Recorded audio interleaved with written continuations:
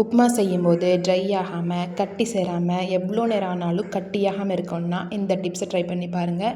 சாஃப்டாகவும் இருக்கும், டேஸ்ட்டாகவும் இருக்கும். அதுக்கு எண்ணெய் ஊற்றும் போது கொஞ்சம் அதிகமாக ஊற்றிக்கோங்க. தேங்காய் எண்ணெயாக இருந்தால் இன்னும் டேஸ்ட்டாக இருக்கும். தாளிப்புக்கு எப்பயும் போல் கடுகு, உளுந்தம்பருப்பு, கடலப்பருப்பு, பச்சை மிளகா, வரமிளகா எது வேணாலும் ஆட் பண்ணிக்கலாம். கருவேப்பிலை, பெரிய வெங்காயம் வதங்கினதுக்கு அப்புறமா நான் இந்த டம்ளரில் 1 டம்ளர் அளவுக்கு இந்த டம்ளர் எடுத்திருக்கேன். இந்த டம்ளரில் 1 டம்ளர் அளவுக்கு வெள்ளை எடுத்திருக்கேன். அதுக்கு 2 டம்ளர் அளவுக்கு தண்ணி ஊற்றிக்கலாம்.